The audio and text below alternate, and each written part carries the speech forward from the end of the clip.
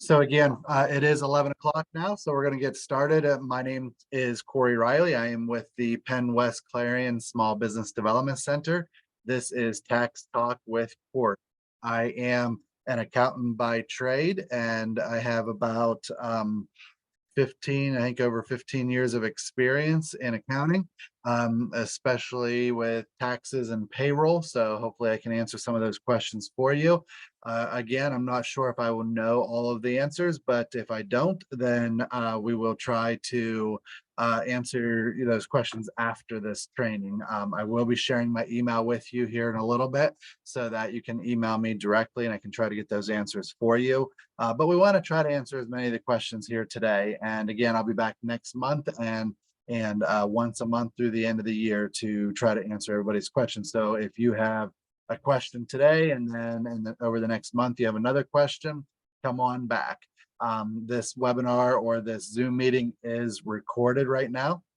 So it is my hope to get this onto YouTube in the near future, and we'll see how that works out as well. So you should have the opportunity to unmute yourselves if you have a microphone. If you don't have a microphone, then there is the chat feature that you can use, and you can put your question in the chat.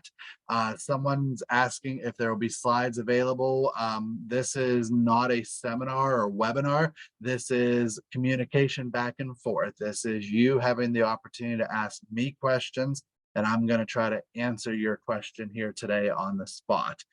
So John Thomas, if you have the opportunity to turn on your microphone, then you can go ahead and be the first person to ask a question or put it in the chat for everyone to read.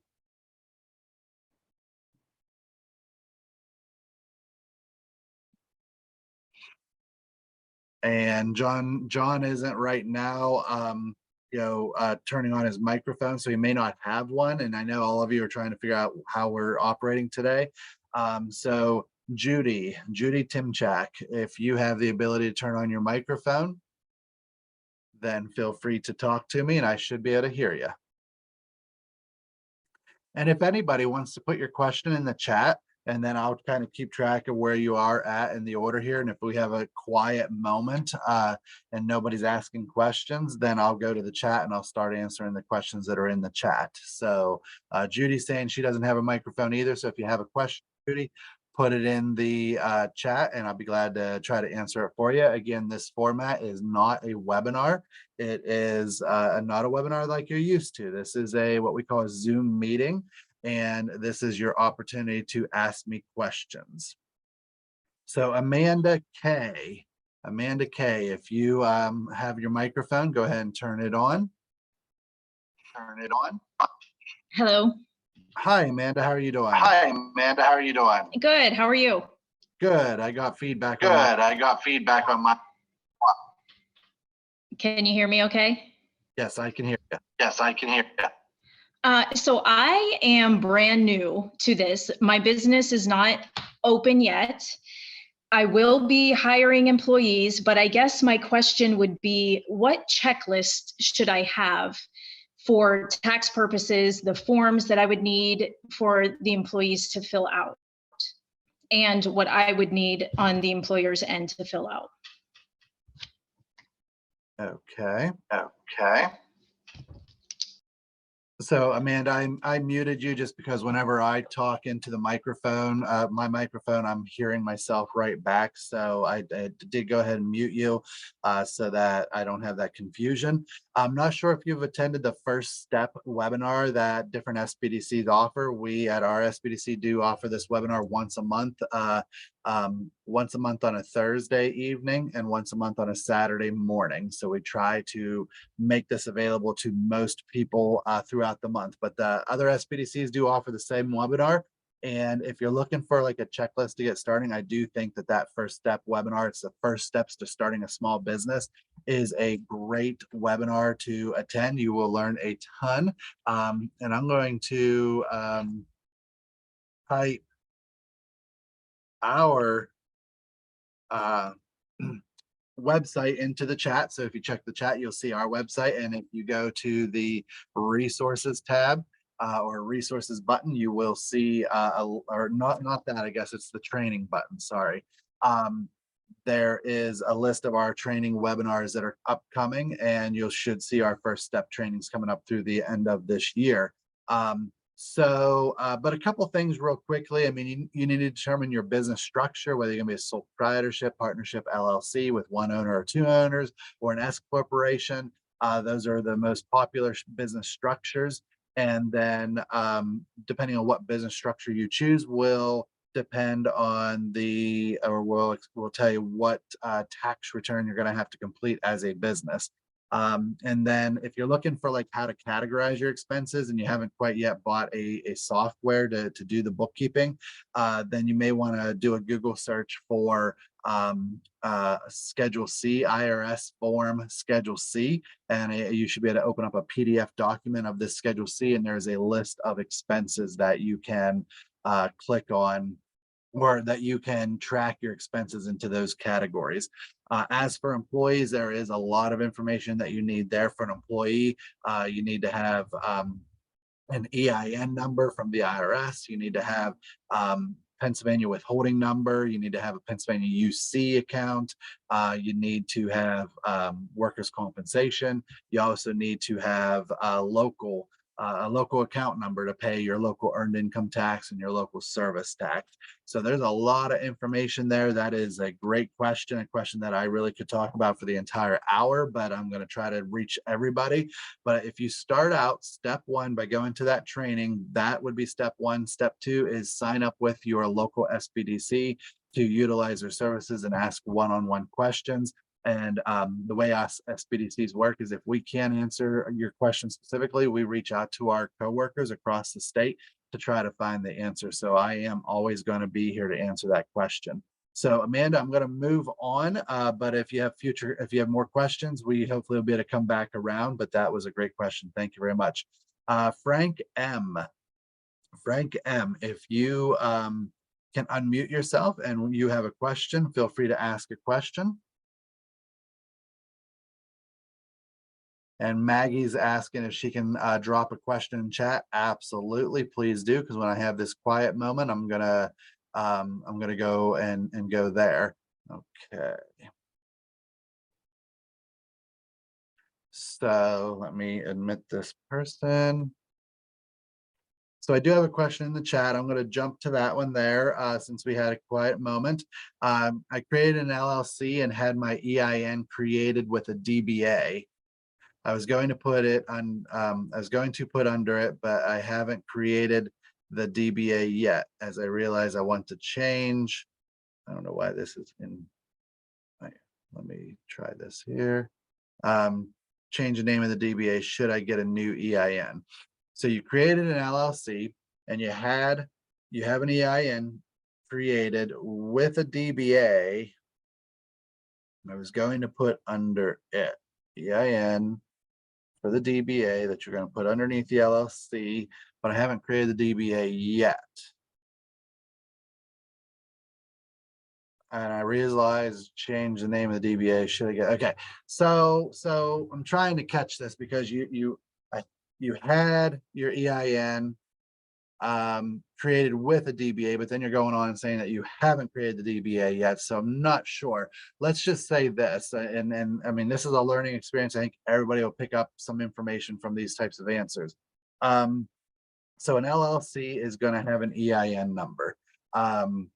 If you already have an EIN under your individual name, like a sole proprietorship, that EIN under your individual name is going to be different from the EIN number that your LLC is going to have. So if you're trying to commingle those, then it sounds like you're going to need a separate EIN for your LLC, because the sole proprietorship isn't going to be able to have that same EIN number. And then you can have multiple DBAs underneath that LLC. Once you create that LLC and call it, XYZ company, you can have, and it'll have its own EIN, then you can have multiple companies underneath that as DBAs. or multiple DBAs, I shouldn't say multiple companies, but multiple DBAs underneath that LLC, and you should not need separate EINs for each one of those. Now that can get a lot more detailed. I'm just kind of covering the top there, and then as I would learn more, or as your business consultant would learn more, then we can really answer the question. So I hope I answered it. That's sometimes with texting, emailing, we sometimes don't get the whole answer across, but feel free to throw that out there more explanation if you want to. Okay, so Lori K. Lori K, if you have a question, you're up next. If you can unmute yourself. If not, then throw it in the chat. Good morning. Good morning. How you doing, Lori? Okay, how are you? Good. So I wanted to, while I'm on here, just to throw out one of the lessons that I learned in regard to when you were just talking about the EINs and the LLC. Not sure what the business is that the previous question was for. For the business that we have, it's my husband's business. I submitted to get a sales tax ID. And unfortunately, I did it in the wrong order. So I did it under him instead of under the LLC, and got the sales tax number. And then because it was in the wrong order, we basically had to go back, cancel that sales tax number, resubscribe for one under the LLC to get it into the right buckets. So I utilized on the MyPath. Luckily I wasn't in on the old system. It's after the MyPath got updated. So the people on MyPath, the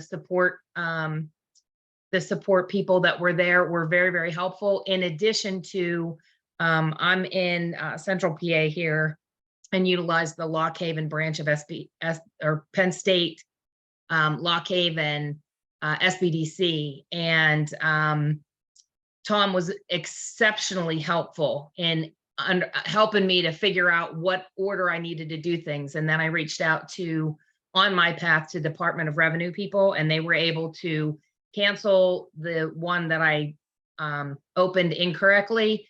And then I got set up correctly on the new sales tax, for the new sales tax license. My question actually is tying into sales tax. So if I understand correctly, in regard to when to collect sales tax, it's going to be for essentially customers that are in Pennsylvania. Again, if I understand correctly, because we have customers all across the country. So am I correct in understanding if I have customers that are in other states, the only time I'd need to collect sales taxes is if we would reach the nexus threshold in those states, and then I'd need to know what their sales tax was, and I would be charging sales tax for the state that the customers are in. But if I don't have nexus in that state, and they're not in Pennsylvania, then I don't need to collect Pennsylvania sales tax. Is that accurate? Okay, yes. So I would say that is accurate, yes. And I think as I was listening, it's like, I'm going to put a disclaimer out there that I am not your accountant. The SBDC does not do your taxes, does not represent you legally, does not represent you in the accounting industry. And that's something that I probably should put out there in our chat in the future. But I'm recording this now, so I will have this, that any thoughts, any ideas, any recommendations that I give you, you definitely should check with your accountant, may even want to check with your attorney. When you utilize the SBDC services, then we're not held liable for any of the answers that we give you. And of course, I'm trying today to answer your questions off the tip of my tongue. And so you are correct, though. Moving forward to answer your question, every state has a threshold by which if you get over that threshold in sales to that state and you're from a different state, then yes, you're gonna have to collect the sales tax for that state. And what that threshold is for each state can be different. So you got to do some research to figure out each state's nexus threshold. Even Pennsylvania, I want to say it's $10,000, but I'd have to check on that to verify. depending on where you're located at in Pennsylvania, if you're on western side of Pennsylvania, and you might know of a company just kind of over the border called Summit Racing. It's a business that sells a lot of products online into Pennsylvania, and they're above that threshold. So when you buy something on their website, since they're from Ohio, you have to pay the sales tax. Many of you have heard of a company, I think it's mainly an online company called Oriental Trading. They sell enough into Pennsylvania that they have to collect Pennsylvania sales tax. So we reverse that for you, Lori, and you're in Pennsylvania. You're going to collect 6% sales tax to those that buy your products that live in Pennsylvania. But if you're selling outside, you do have to figure out what that threshold is, and then you will collect that sales tax for that state. And you'll have to sign up through that state for a sales tax license, and you'll have to pay sales tax to that state through their website. Like you mentioned, MyPath for Pennsylvania, each state will have their own website.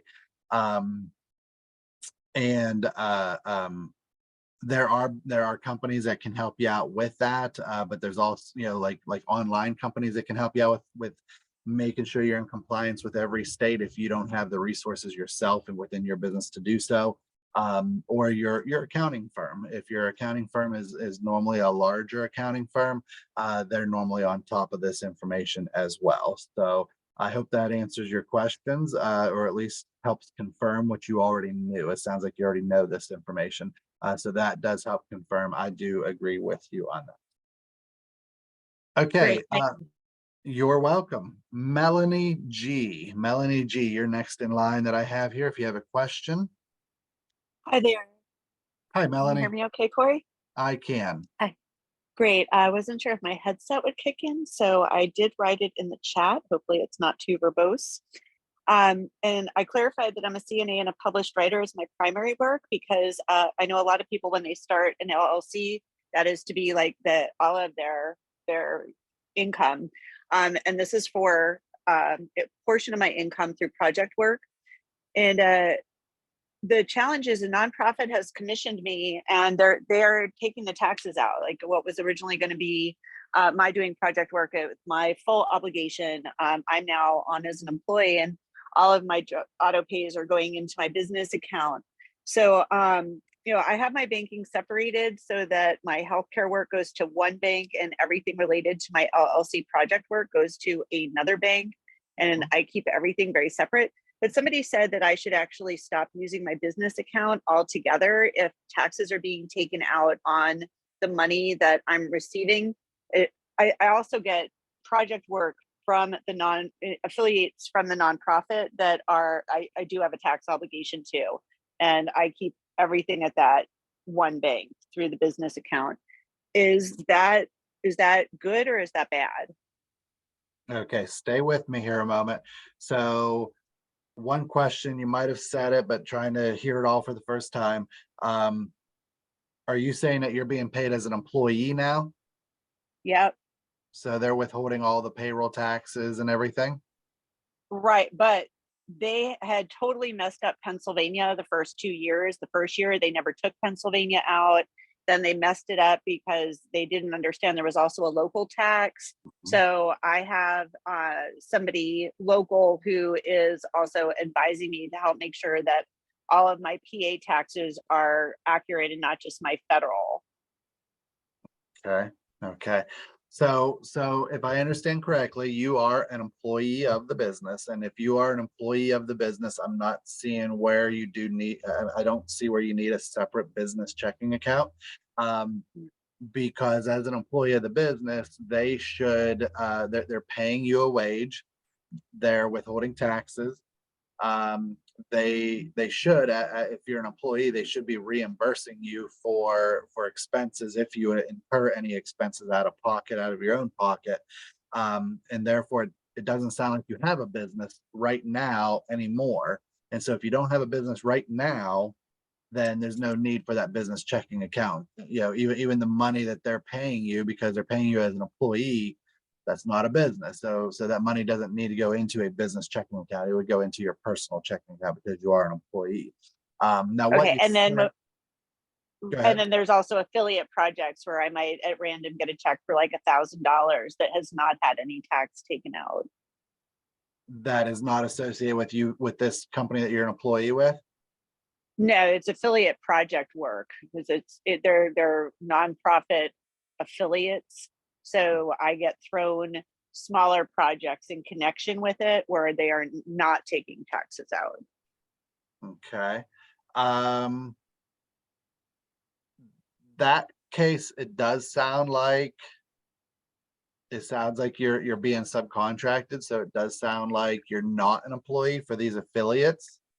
And if you're not an employee at that time, when you receive that check, then yes, you may have expenses associated with it, with the service you're performing for the affiliate. Therefore, it sounds like, yes, you would take those affiliate checks, put that into the business checking account because you may have those expenses to write off as well. So it sounds like some crossing over. You just got to make sure you keep it completely separate. Mhm. Employee, your employee paychecks where there is payroll taxes withheld should go into your personal checking account. And then Okay, affiliate income where you're doing side projects, that it sounds like would go into your business checking account. got it. And do I need to have a DBA for the fact that there is that, like, it's usually just done under M. Dante as opposed to Melanie Goodman Dante. Does that require a DBA at all? What's your last name? My full last name is Goodman Dante. So your legal name is Goodman Dante. Yes. Yeah. I think you're okay if it just gets written out to Melanie Dante. And so do you have an LLC or a sole proprietorship? Sole proprietorship. It's under my social security number, not an EIN. Right. Okay. So so you don't need a DBA. It sounds like you have your first and your last name. When you do if you were to market the business, you would need to market it as Melanie Goodman Dante. Okay.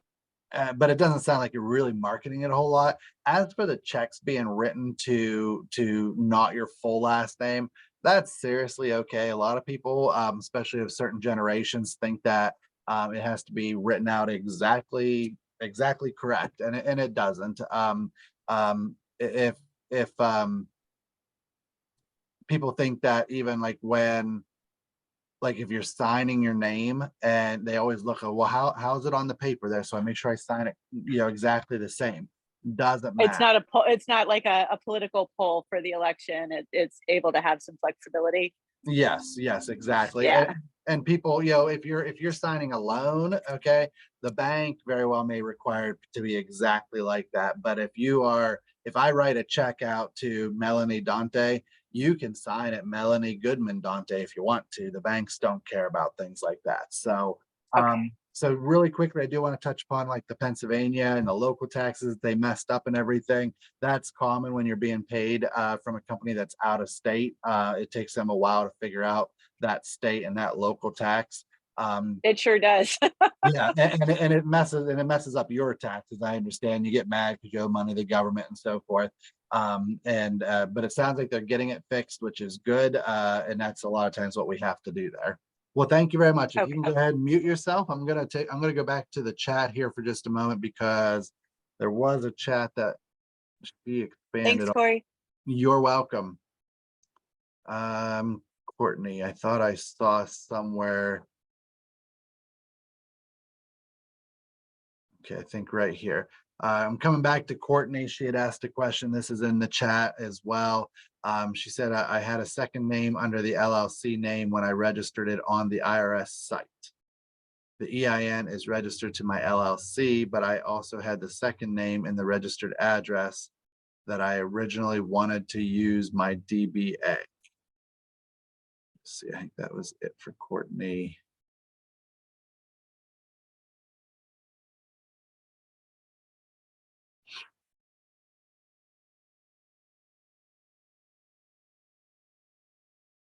So, okay, I had created an LLC and had my EIN created with a DBA. I was going to put put under it, but I haven't created the DBA yet, as I realized I wanted to change the name of the DBA.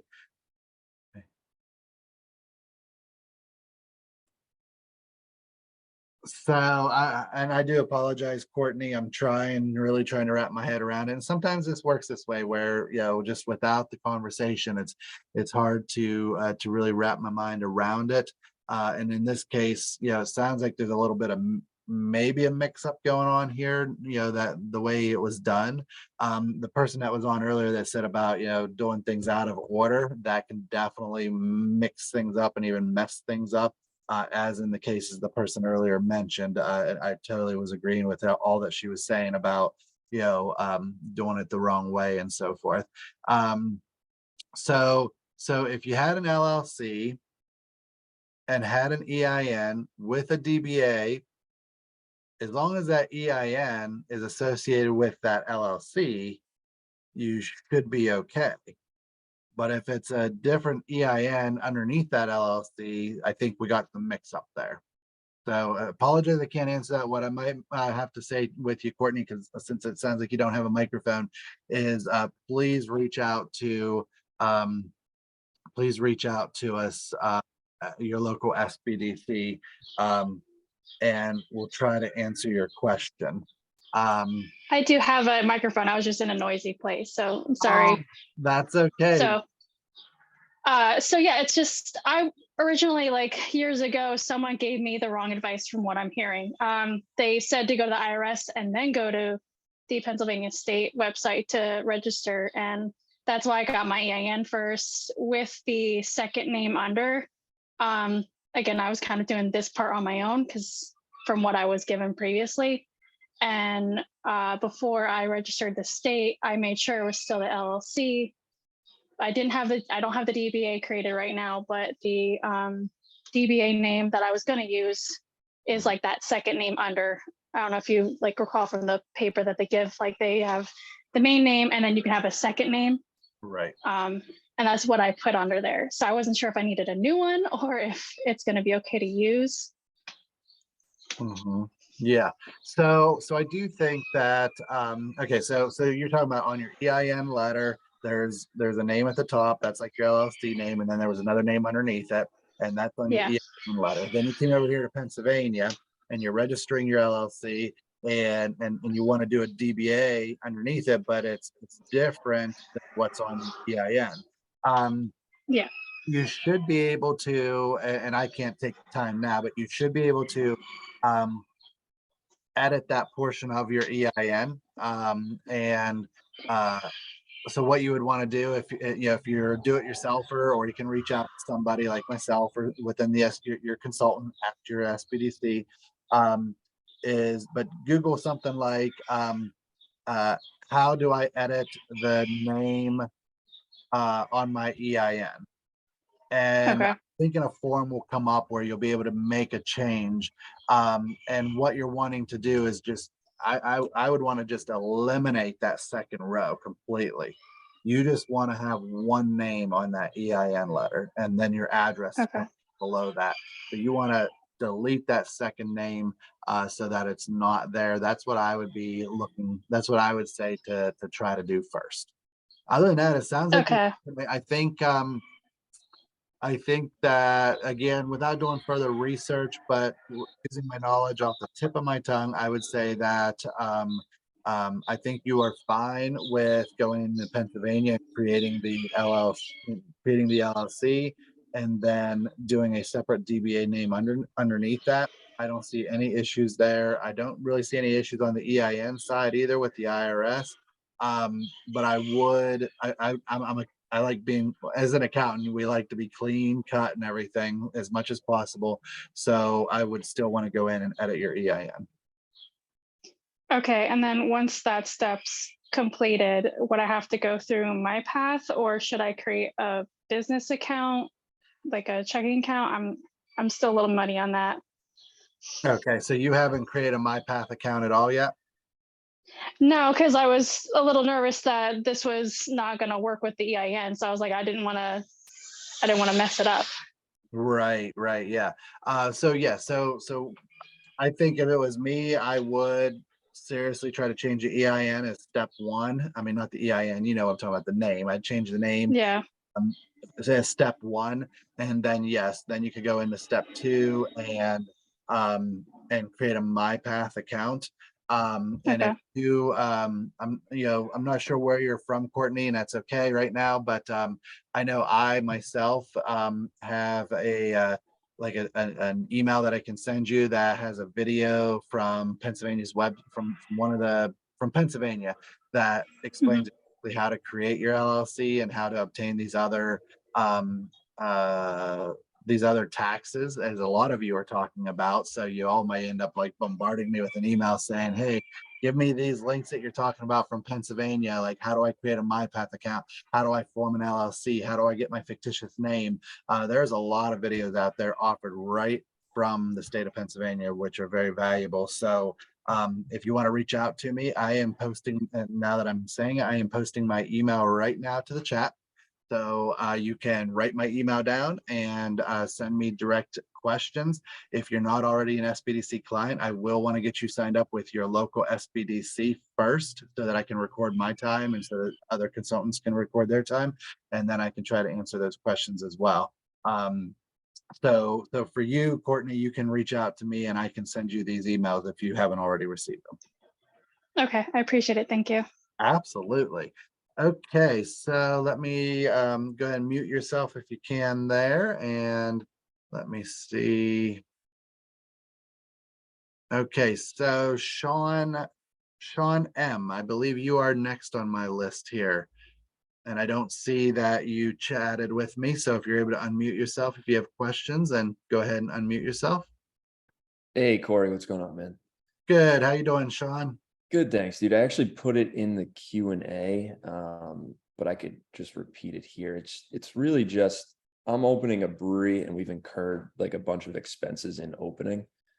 And it's hard when I Google, it's hard to find exactly how to treat these expenses. My understanding is that we're just expensing them as we incur them. You know, they hit the income statement, great.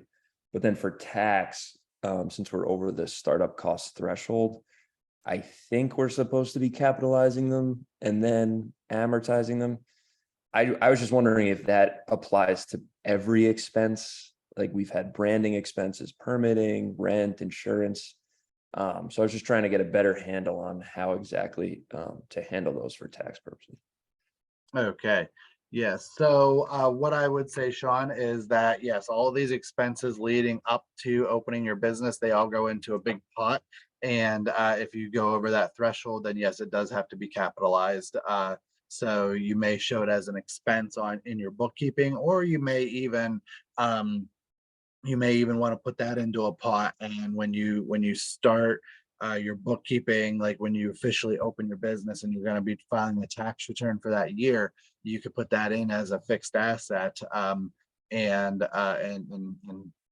end up capitalizing that within your bookkeeping system as well. So it kind of matches, would match much more closely with your tax return. So yes, all those expenses should go into that pot. Okay, so you can actually capitalize those for book as well, just as like one big asset. So You it's more can. closely. Yes, you can, and that's how I would do it. I mean, you can do it either way with your bookkeeping as long as your accountant does it properly on their taxes. But that's really how I would do it. I like to try as much as possible to set up my bookkeeping to match the taxes. So depreciation, if you understand depreciation, it's like if your building costs $100,000, you don't get to write that $100,000 off in that first year. But rather what you have to do is depreciate it over a number of years. It's a non-cash expense over a number of years. And so the way your accountant depreciates a lot of assets are completely different than the way people do it within their bookkeeping. Within your bookkeeping, you do depreciation based on straight line depreciation. So a commercial building is depreciated over 39 years, according to the IRS. You don't have a choice in that. The IRS does that. So you would take $100,000 divided by 39 years, and that would be your depreciation expense. you can do it that way perfectly fine. Okay, your accountant will just do it different on the taxes. And so if you want to try to match more like your accountant, then what you do, like for depreciation purposes, is at the end of the year when they file your taxes, you can make sure they give you what they call a depreciation report, and that lists out all of your assets on your tax return, and it tells you what that particular year's depreciation expense was for each and every asset on that list. It also keeps track of like accumulated, what the accumulation of the depreciation over the years, but you're mainly interested in that column that says, here's your depreciation for each asset this year. And so then you would go back and you would do like a journal entry in your bookkeeping for say the end of the year, okay, 12/31 of that year, and you would take your accountant's depreciation expense for each asset, and you would do that in your bookkeeping. And so that would match up to a T. That's how I like to do it. Okay, that's a lot easier than keeping two separate sets all the time. I appreciate that, man. Thank you. Absolutely. Yes. Thank you. Okay. Let me try to look at these chats here real quick. I looked for yours, Sean, didn't see it there, but I am getting quite a few here. And so let me see here.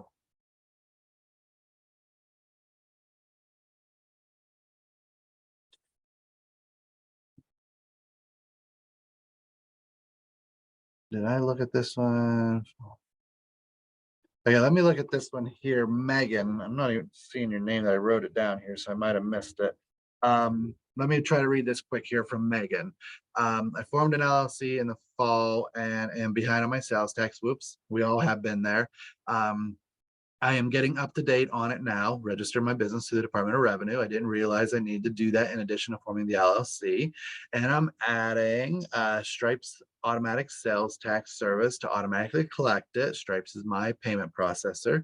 My question, great explanation so far. My question, while I'm crossing my T's for the future, try to at least, I have no idea how to back pay sales tax, how to determine how much sales tax I might owe, etc. It's all very opaque to me. Okay, so how to figure out your sales tax from previous months, previous periods, months or quarters, I guess, even semi-annual here in Pennsylvania. So how do I do that? I mean, if you had sales and if you can figure out what your sales were for a particular period that you owe sales tax. So if you pay your sales tax on a quarterly basis, if you can go back and look at like deposits in your checking account, okay, or credit card accepting, you look at all those payments and that might be able to tell you how much sales tax how much sales you had for that period, and then 6% of that is the sales tax that you need to pay. That can be a hard project, but I think it can be done if you've kept track of, if you've done bookkeeping of some sort, or you look at your bank accounts or something. You should be able to figure out what your sales are, assuming that all of your sales are sales taxed. If not, then we have a bigger problem there. And then once you figure out what your sales were for those previous periods and you multiply each of those dollar amounts for that period by 6%, then you know how much sales tax you need to submit to Pennsylvania. And then you can go into MyPath and you can file previous quarter sales taxes and calculate the penalties and such right there in MyPath. So it can be done. It will be some work. So replying here, so it seems, do I look at net or gross to determine this amount? So it's your gross sales, okay? Everything that you sold, that's what you calculate 6% sales tax on. Don't worry about like expenses and things like that. So I'm trying to relate it. If I go to a restaurant and I buy and my check, the bill they give me says $35. I'm gonna owe 6% tax on that $35 of food and drinks that I ate and drank. I'm not sure what you mean by net. So if you're thinking, do I subtract away food costs? Do I subtract away other expenses? No. It's on whatever you sold it for. The way sales tax works is the end user that pays the sales tax. And it's always based on that gross amount, whatever you sold it for, that's what you have 6% sales tax on. Now, I can go in another direction. You say, well, what if I gave them a discount? It's whatever you sold it for. So if the retail price is $19.99 and you sold it on sale for $14.99, then you collect sales tax on the $14.99 because that's what you actually sold it for. Hopefully that answers your question. Okay, so let's go back to my paper here. I think if I wrote it down correctly, it's Alonzo S. If you're able to turn on your microphone, feel free to ask a question.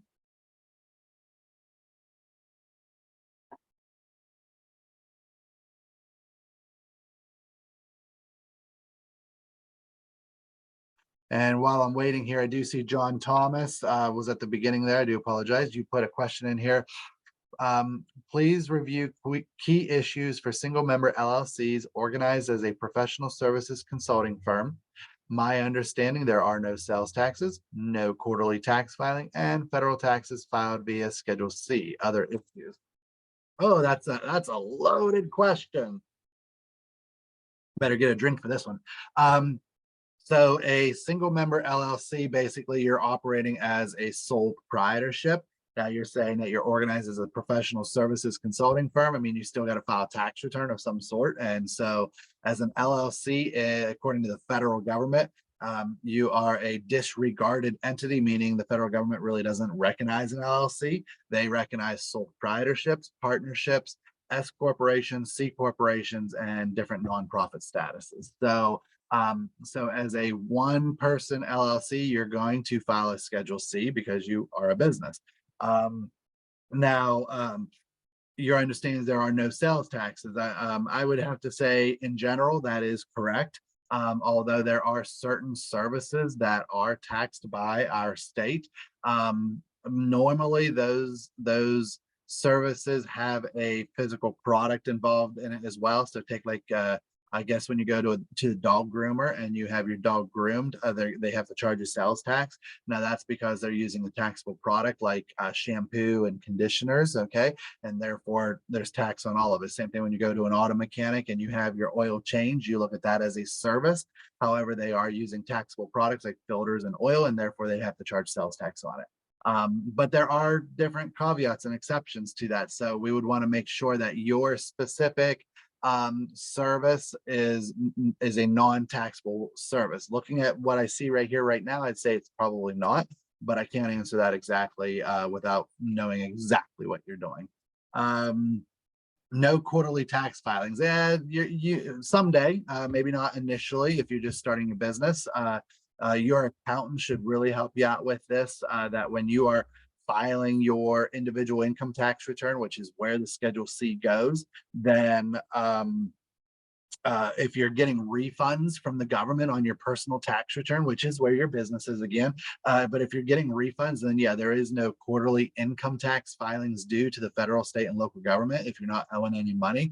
But if you get to a point where you are owing money on your individual income tax return, which is where your Schedule C is again, then you will have to send in federal estimated quarterly payments, state estimated quarterly payments, and local estimated quarterly payments. And the reason why you make those quarterly payments to the government throughout the year is so that at the end of the year, you don't owe a lot of money. And you might be like, well, that's okay. I really don't care if I owe money to the government because I don't want them to have my money, okay, any sooner than they need it. But they will penalize you if you go over a certain threshold. Federal government, I do believe if you owe over $2,500 at the end of the year, you'll get penalized. State government, $250. And then once you get on that stream where you're supposed to be making quarterly payments and now you owe, you even owe less than those thresholds, they can still penalize you because, they see that you are the type of person that's supposed to be making these quarterly payments.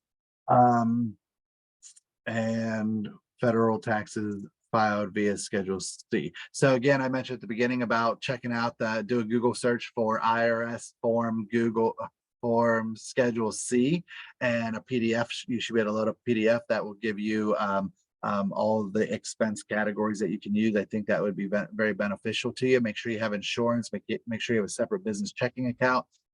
Anytime, whether you're a sole proprietorship, LLC, partnership, doesn't really matter.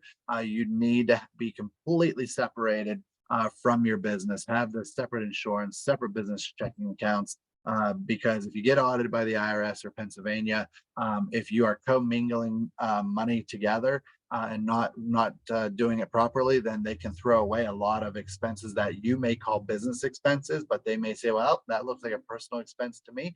I have the authority. I'm going to disallow that expense from your business tax return, and therefore any expenses that ever get disallowed, that means you actually owe taxes back to the government with penalty, with interest. We don't want to go there. Okay.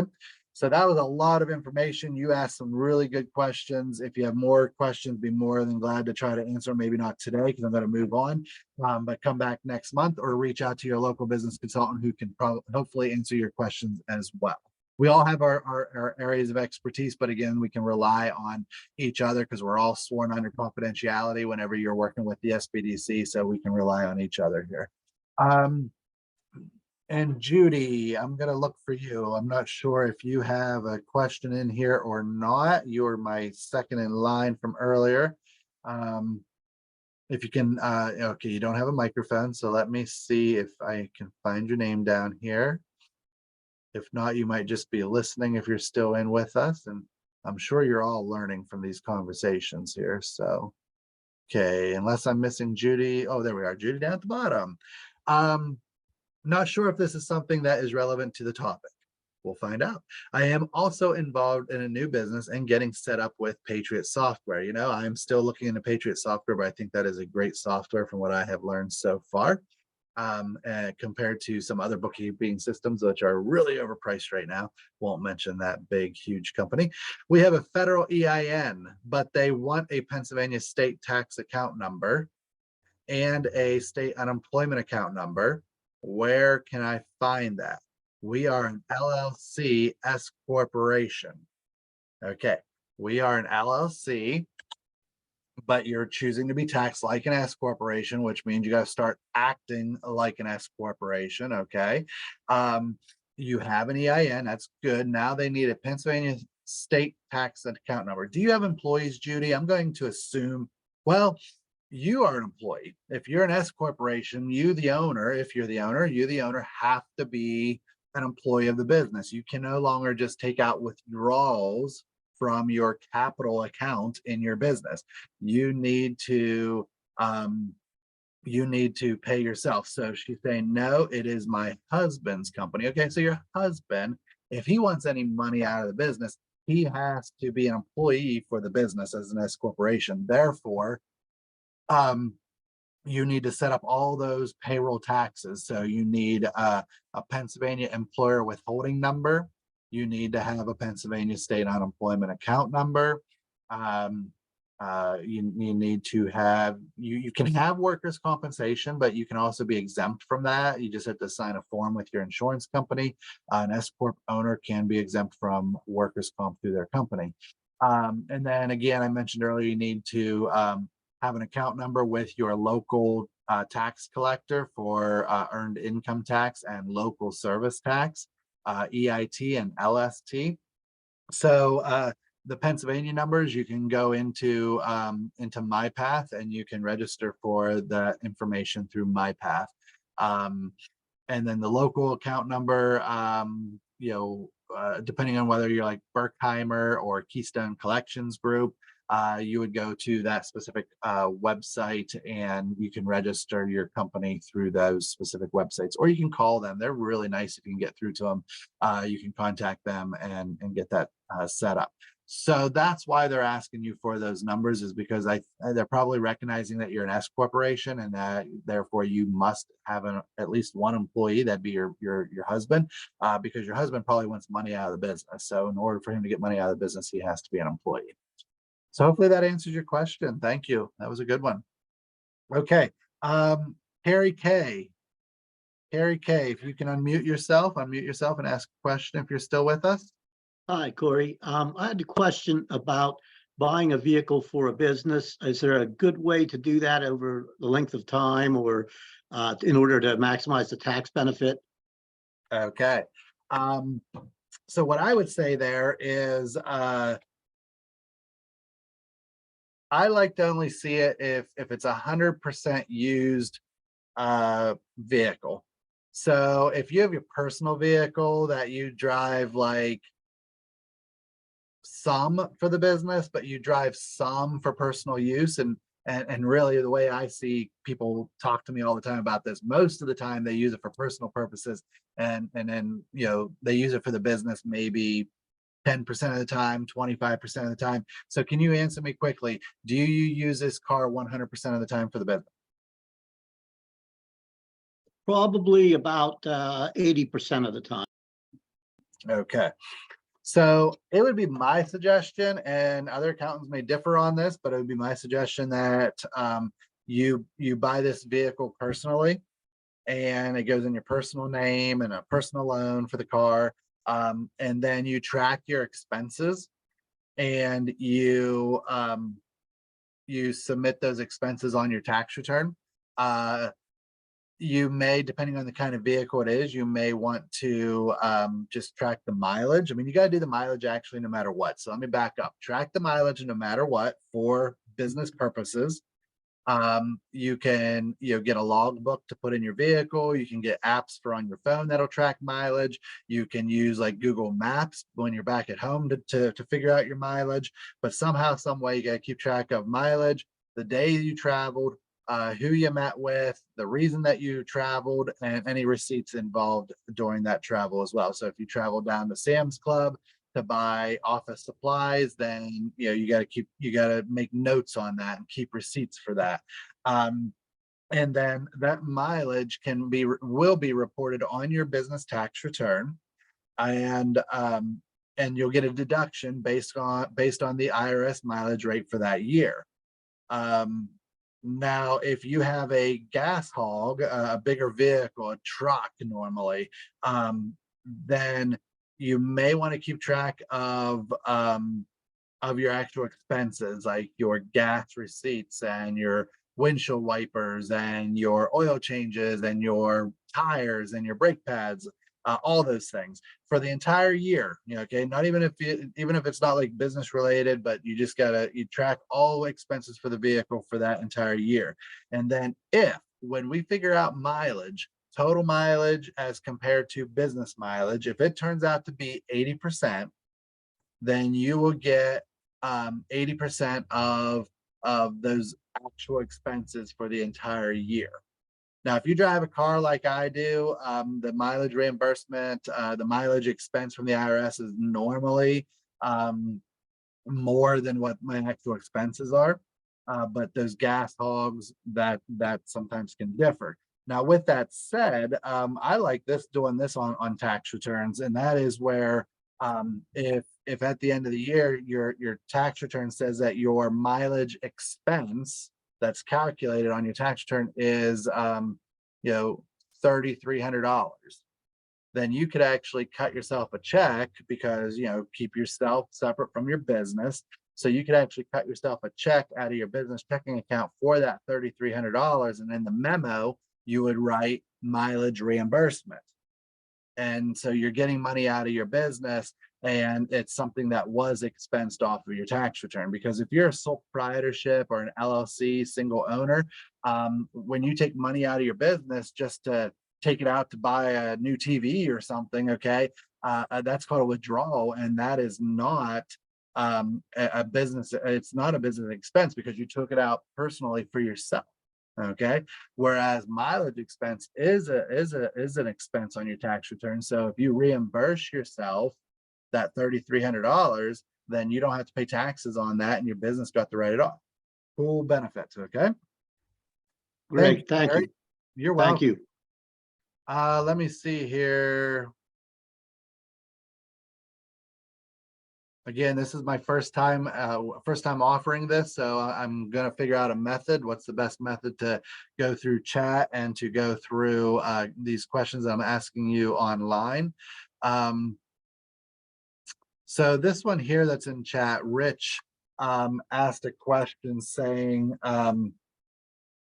do DBAs have to be in the same industry? No, there's no requirement on that I'm aware of legally. However, if you have an LLC umbrella with multiple DBAs underneath it in different industries, I don't think I would like that from an accounting standpoint, and even from a liability standpoint, I'm not sure I would like that. I think that if you're going to be operating in different industries, then you probably should have multiple LLCs for each industry. Okay. I myself am not even a big fan of having an LLC umbrella with multiple DBAs underneath it. Okay. I think that if you're doing different DBAs, different businesses, if you want to say underneath, I would rather see them all broken up, okay, across the board, have different businesses for each one of them. I think that you'll have more liability protection by doing that. Again, talk to your attorney on that just to make sure and see what they say. And I think even accountants would agree with me on that as well, that it's probably best to have multiple companies, multiple LLCs versus the multiple DBAs underneath. Now, if you want to have just one company, one LLC called CDR LLC, and then underneath that you want to have a DBA, a cool DBA with Riley's taxidermy service. Okay, then that, I think that's okay. That's cool. But yeah, I've already said multiple DBAs, different companies, I would go that way. Okay, Eliza C. I'm down to the last few minutes here. Eliza C, do you have a question for me? Yes. Hey, Eliza. Hello. Hi, I was wondering if you have any recommendations on how to reduce your taxes. For me, I'm working as an independent subcontractor, so I'll be getting a 1099 miscellaneous. Okay, so again, I've mentioned a couple times, I'll do it quickly again. Google search IRS form Schedule C, that's what you're going to be using. And there are different categories of expenses by which you can track your expenses. So the next thing I would say is, and I tell everybody, if it's a business related expense, then write it off. People will say, is this an expense? Is this an expense? Is this an expense? I mean, really it comes down to, if you're not trying to cheat the system, if you're being honest and not being a liar, then you'll know if it's a business expense because it's associated with your business, right? And therefore you'll be able to write that off. Now, there are some tidbits here, okay, where you can, reduce your taxes, and that's where I mentioned about going to Sam's Club, and you need to go down there to buy like office supplies or cleaning supplies, toilet paper, okay, because you're gonna hold a whole bunch of them in your basement again, things like that. If you're going to Sam's Club for business expenses, there's nothing stopping you and nobody knowing, right? If you also pick up some personal stuff while you're down there, some groceries and things like that. Now, you don't write those all off together. I'm actually only talking about mileage expense. So you can travel to Sam's Club, buy office supplies, pick up some personal stuff as well, and write that off as a mileage expense. But you should have two completely separate receipts coming out of Sam's Club. Okay, so you should have a receipt for business expenses, and you should have a separate receipt for personal expenses. Okay, don't go buying groceries as a business expense if you are not a grocery store, right? Something like that, or a restaurant, right? Okay, so other ways to reduce your expenses, I'm thinking really quickly here. Make sure you understand meals and entertainment expenses. That has changed over the years, and so there could be an opportunity to reduce your taxes if you comply with the meals and entertainment expense category.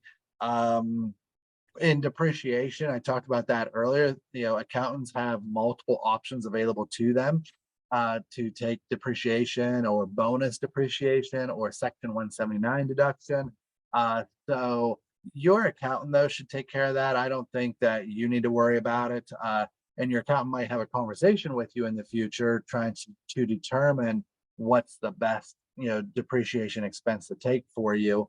But again, that's more of your accountants. So I think that if you stay on the up and up and you look at that Schedule C form, and you ask yourself, is it a business related expense? That's probably best for you. If your business grows and you're starting to show nice profits, then you could look at putting some money into like a traditional IRA or other types of retirement funds that could save you some money right now, and help, reduce your taxes on your tax return. I think I'm going to leave it at that, though. I think that was a good question. And Anything else? you're welcome. If I know more as you, well, let's say this, as your accountant learns more about you, they should be able to help you out with little tidbits there. Okay, so I am out of time, everybody. I do apologize. I didn't get to everybody. I knew that would happen. We all should assume that's going to happen.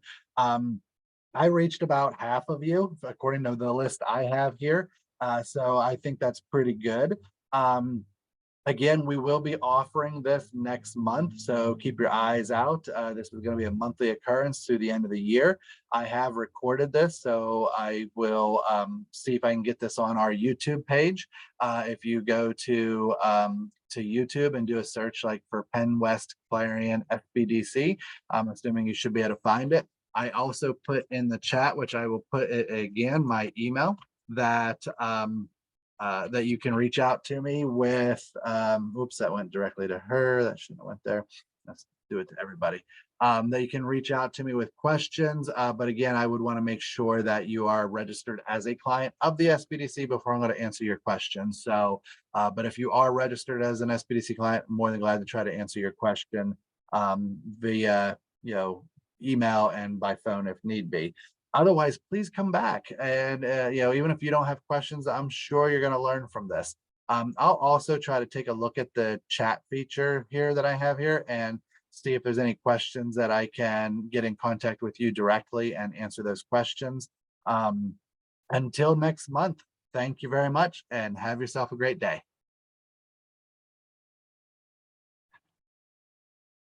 Thank you, John.